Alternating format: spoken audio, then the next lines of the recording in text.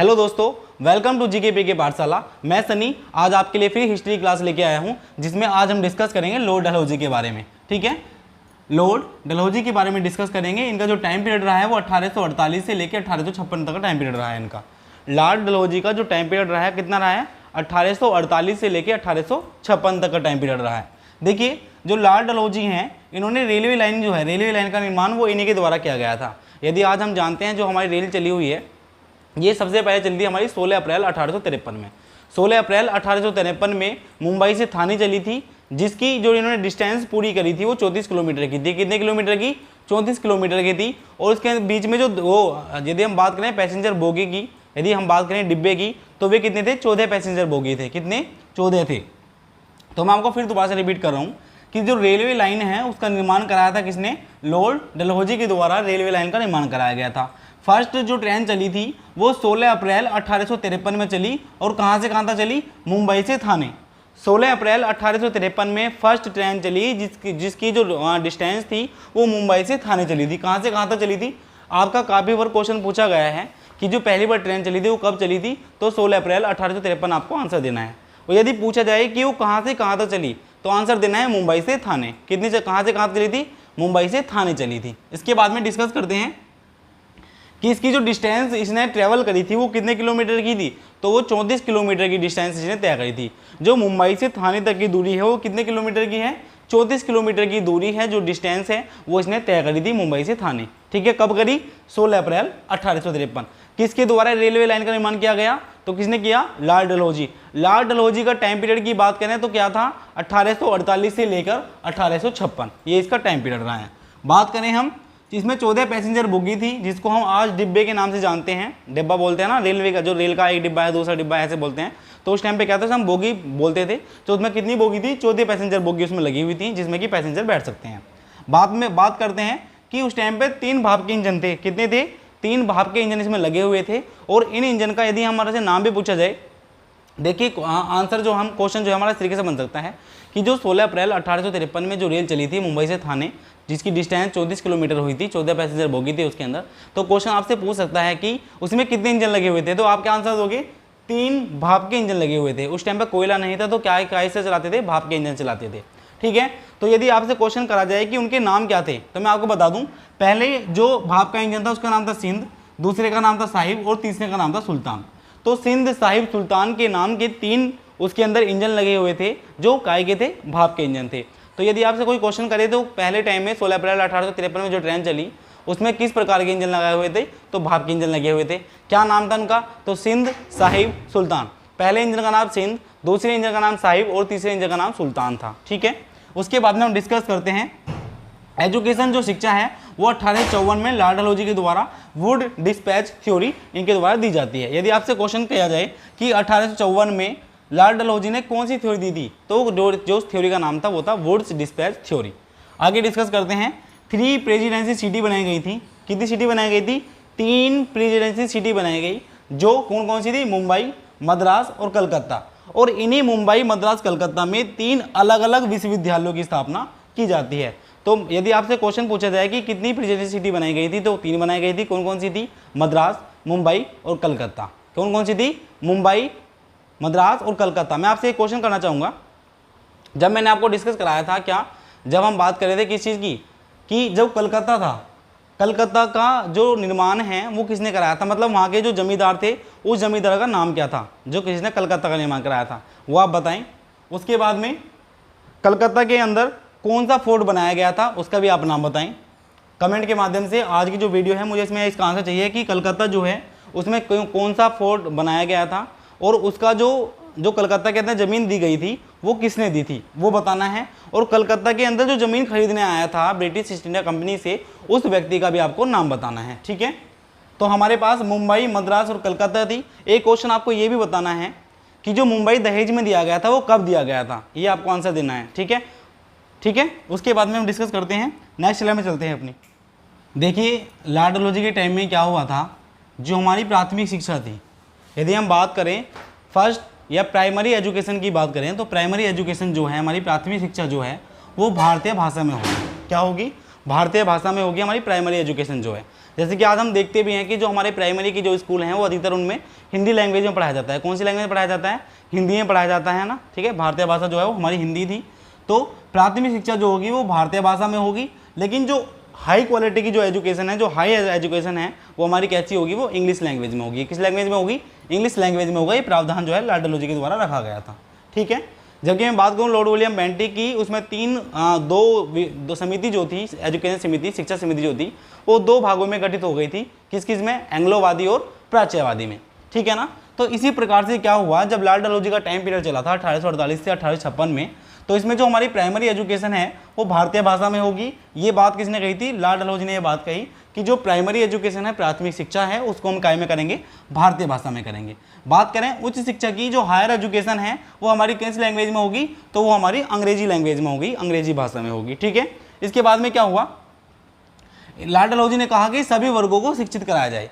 सभी जो वर्ग हैं, चाहे वो जनरल वर्ग, कहने का मतलब है जो मध्यम वर्ग हो, उच्च वर्ग हो और निम्न वर्ग हो, तो इनमें जितने भी वर्ग हैं इनको सबको क्या करेंगे? वो शिक्षित करेंगे। जबकि हम लॉर्ड विलियम बेंटिक की बात करें तो उसमें क्या हुआ था, जिस टाइम पे 1835 में मैकाले रिपोर्ट आई थी, तो उसमें डिस्कस ये किया गया था कि हम क्या करेंगे, जो उच्च वर्ग के लोग हैं उन्हें क्या करेंगे? शिक्षित करेंगे, और जो उच्च वर्ग के लोग हैं वो मध्यम वर्ग को शिक्षित करेंगे, और जो मध्यम वर्ग के लोग हैं वो निम्न वर्ग को शिक्षित करेंगे, ठीक है। लेकिन लॉर्ड डलहौजी ने कहा कि हम क्या करेंगे? सभी वर्गों को शिक्षित कराएंगे। किसको करेंगे?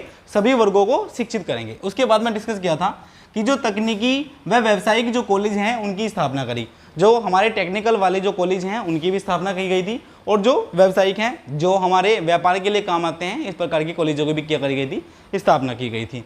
इसके बाद में जो टीचर ट्रेनिंग कॉलेज भी बनाए गए थे। कहने का मतलब है जो टीचर हैं हमारे वेल एजुकेटेड हों, उनकी ट्रेनिंग अच्छी हो, तो इसी के लिए इन्होंने क्या किया था? अलग से टीचर ट्रेनिंग कॉलेज बनाया गया था, जिसमें टीचरों की क्या होती थी? ट्रेनिंग होती थी, जिससे वे अपनी ट्रेनिंग को इम्प्रूव करके बच्चों को अच्छे से शिक्षा दे सकें, एजुकेशन दे सकें। उसके बाद में स्त्री शिक्षा भी होनी चाहिए, ये भी किसने कहा था? लॉर्ड डलहौजी ने।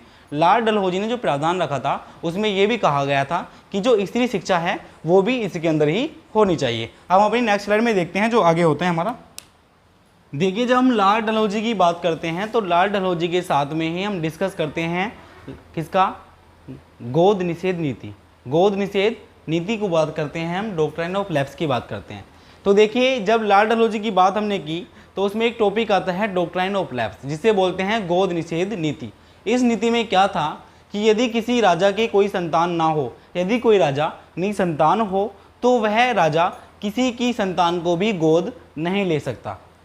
क्या बताया मैंने आपको कि यदि कोई भी राजा निसंतान है, उसके कोई संतान नहीं है, तो वो राजा किसी की संतान को गोद नहीं ले सकता। ये रोक लगाई थी किसने? ब्रिटिश ईस्ट इंडिया कंपनी के अधिकारी कह दो, या फिर हम बात करें लॉर्ड डलहौजी की, जिनका टाइम पीरियड 1848 से लेकर 1856 रहा है। इन्होंने यह गोद निषेध नीति चलाई थी।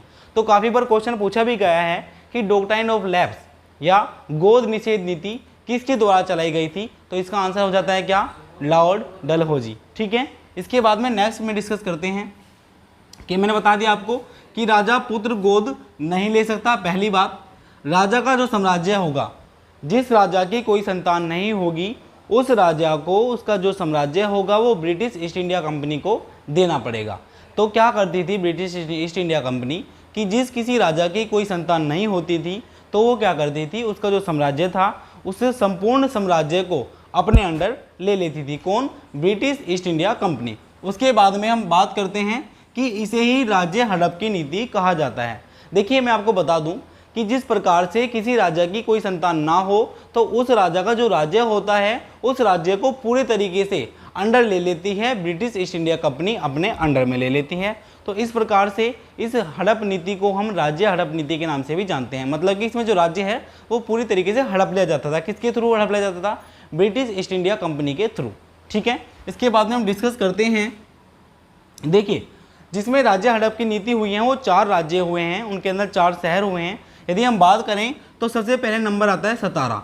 सतारा महाराष्ट्र राज्य के अंदर एक शहर पड़ता है जिसका नाम है सतारा। तो सतारा जो है 1848 में किसने कर लिया था ऐड? राज्य हड़प की नीति किसने करी थी इसके साथ? तो वो करी थी लॉर्ड डलहौजी ने। तो लॉर्ड डलहौजी ने सबसे पहले 17 महाराष्ट्र को 1848 में राज्य हड़प नीति के थ्रू, डॉक्ट्राइन ऑफ लैप्स के थ्रू या गोद निषेध नीति के थ्रू अपने अंडर ले लिया था। उसके बाद में बात करें तो जैनपुर की बात आती है, जिसकी डिस्कस करें तो जैनपुर को 1849 में डॉक्ट्राइन ऑफ लैप्स के थ्रू अपने अंडर ले लिया था। इसके बाद में हम बात करते हैं झांसी की। झांसी को 1853 में गोद निषेध नीति के थ्रू अपने अंडर ले लिया था ब्रिटिश ईस्ट इंडिया कंपनी ने। फिर बात करें तो नागपुर एक चौथा शहर है जो 1854 में गोद निषेध नीति के थ्रू या डॉक्ट्राइन ऑफ लैप्स के थ्रू कह दो या राज्य हड़प नीति के थ्रू कह दो, तो इन सभी को इस प्रकार से डॉक्ट्राइन ऑफ लैप्स के थ्रू अपने अंडर ले लिया था। कहने का मतलब है ब्रिटिश ईस्ट इंडिया कंपनी ने इन चारों शहरों पर अपना कमांड कर लिया था, इन्हें राज्य हड़प नीति के थ्रू अपने अंडर ले लिया था। अब हम जो है हमारा अगली स्लाइड देखते हैं, नेक्स्ट स्लाइड में देखते हैं जो हमारे क्वेश्चन चलते हैं। देखिए हम डिस्कस करते हैं 1857 की क्रांति के बारे में। 1857 की जो क्रांति थी वो क्यों हुई, इसका भी हम रीजन देंगे, क्या क्या इसके रीजन रहे वो हम सब बताएंगे, आपको डिस्कस करेंगे उसके बारे में। देखिए जो दिनांक डेट आती है इसकी 31 मई 1857 की बात है।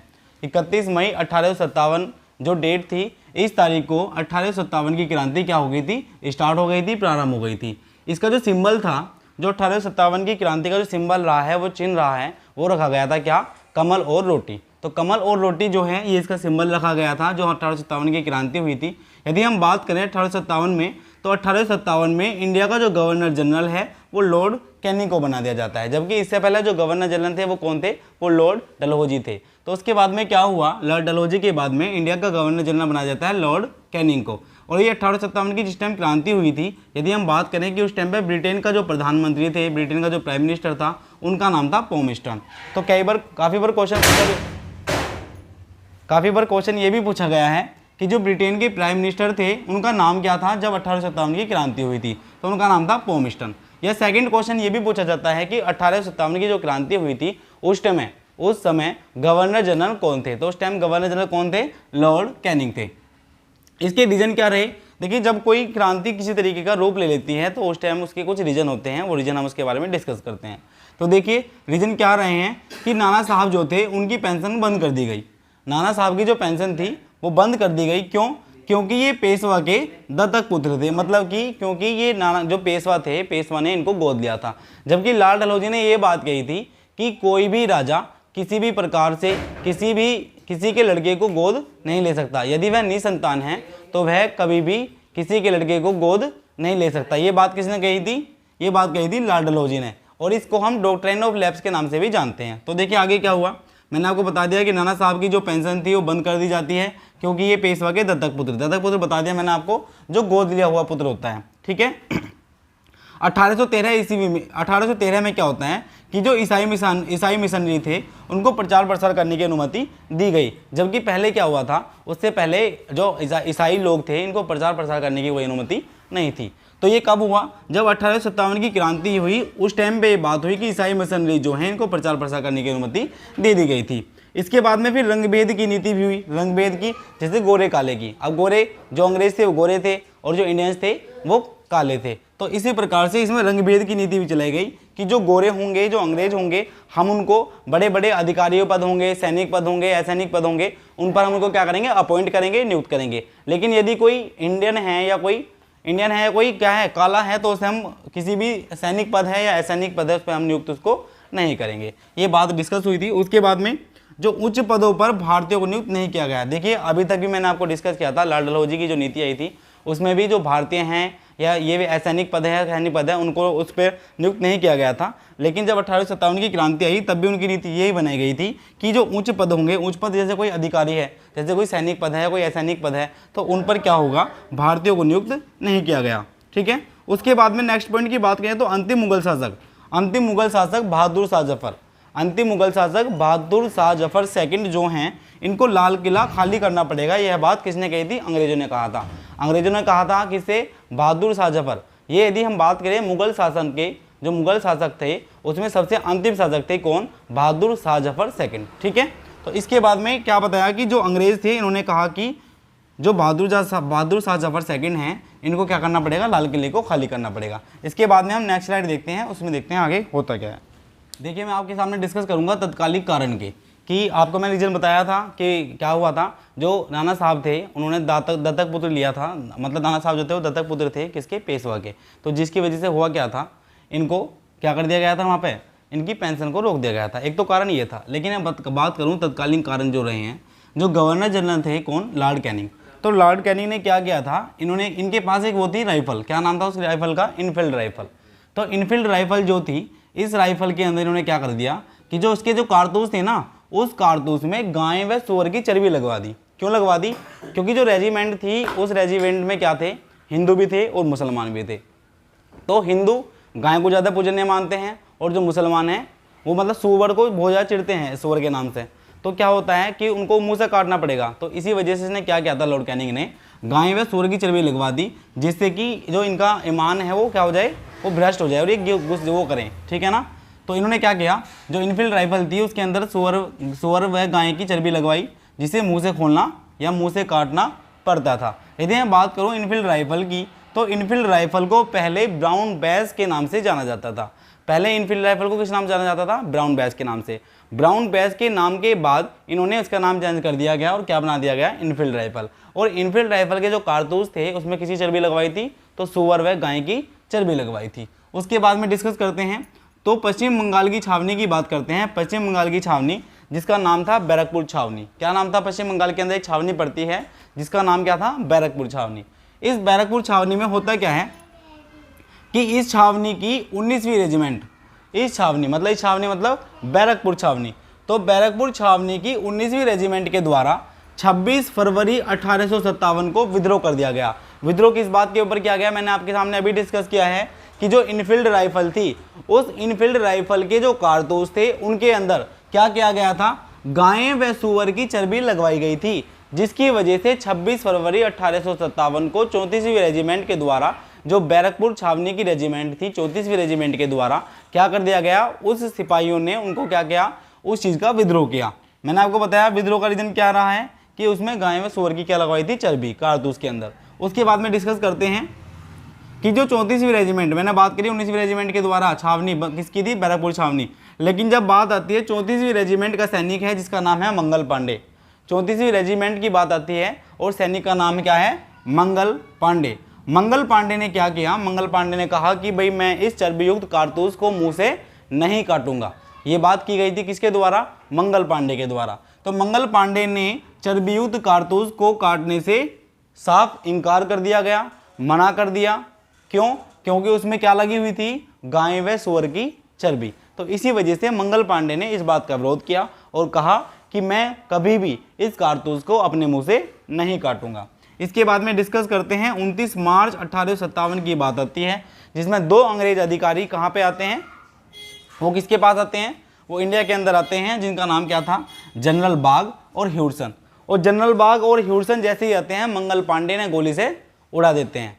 ठीक है, मैंने आपको बताया कि 29 मार्च 1857 को 2 अंग्रेज अधिकारी आए जिनका नाम जनरल बाग व ह्यूडसन था, और इनकी हत्या कर दी गई थी किसके द्वारा, मंगल पांडे के द्वारा। मंगल पांडे पहले से ही गुस्से में थे, क्योंकि उन्होंने कहा था कि मैं चर्बीयुक्त कारतूस को, जो गाय व सूअर की जो चर्बी से बनाए गए हैं, मैं इनको अपने मुंह से नहीं काटूंगा। तो इसको इन्होंने गुस्सा किया था, इस बात के ऊपर विद्रोह किया था। और इसको मनाने के लिए कौन कौन आए थे, कौन आए थे, जनरल बाग और ह्यूडसन। जब जनरल बाग व ह्यूडसन जो अधिकारी थे दोनों आए, तो इनको दोनों को गोली से उड़ा दिया गया, किसके द्वारा, मंगल पांडे के द्वारा। लेकिन अब होता क्या है, जब मंगल पांडे ने इनको मार दिया गया और मंगल पांडे का नाम आया कि भाई ऐसे ऐसे मंगल पांडे ने इन दोनों को मार दिया गया है, तो अंग्रेजों ने मंगल पांडे को क्या किया था, 8 अप्रैल 1857 को फांसी दे दी थी। अब इसके बाद में हम नेक्स्ट स्लाइड देखते हैं अपनी।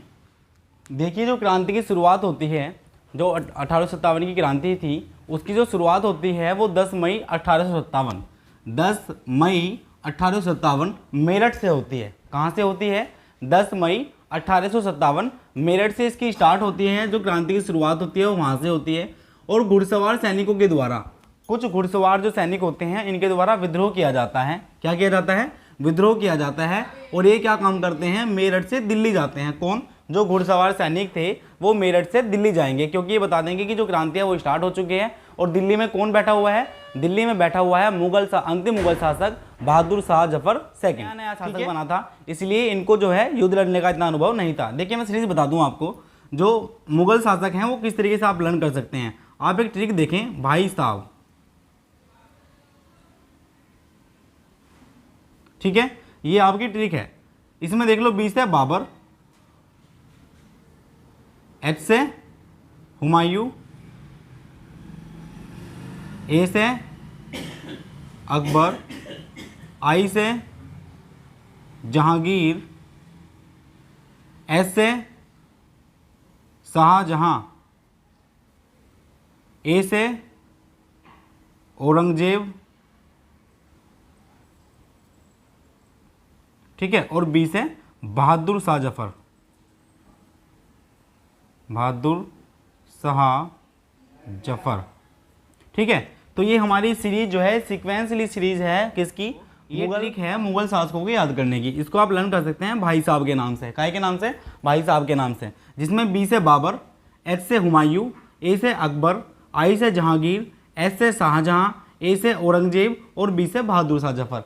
तो इस प्रकार से जो आपके मुगल शासक हुए हैं वो सारे खत्म हो जाते हैं। यदि हम बात करें अंतिम मुगल शासक की, तो अंतिम मुगल शासक बहादुर शाह जफर सेकंड हुए हैं, ठीक है। तो हम इन्हीं की बात कर रहे हैं। 11 मई दिल्ली की बात करते हैं कि दिल्ली का शासक बहादुर शाह जफर सेकंड को युद्ध लड़ने का अनुभव नहीं था, क्योंकि ये कम उम्र में ही क्या बन गए थे, शासक बन गए थे। और जब कम उम्र में शासक बनते हैं तो उनको युद्ध लड़ने का इतना अनुभव नहीं था। तो इसी प्रकार से क्या हुआ, जैसे मैंने आपको बताया था कि अंग्रेजों ने क्या किया था, अंग्रेजों ने बहादुर शाह जफर जो थे सेकंड जो थे, इनको लाल किले को खाली करने के लिए कहा था। किससे, अंग्रेजों ने कहा था, किससे, बहादुर शाह जफर सेकंड से कहा था, ठीक है। तो 11 मई 1857 की बात करते हैं। अंतिम मुगल शासक बहादुर शाह जफर सेकंड, इनका जो जफर नाम पड़ा था, बहादुर शाह जफर जो इनका नाम पड़ा था, इसलिए इनका नाम पड़ा था क्योंकि जफर नामक कविताएं लिखते थे। तो जफर नामक कविताएं लिखने के रीजन से ही इनका नाम बहादुर शाह जफर सेकंड पड़ा, ठीक है। तो आज की क्लास में हम इतना ही रखते हैं। नेक्स्ट क्लास में देखेंगे हम आपका आगे जो सीरीज चलेगी। आज की वीडियो में हम इतना ही रखते हैं। जय हिंद, जय भारत।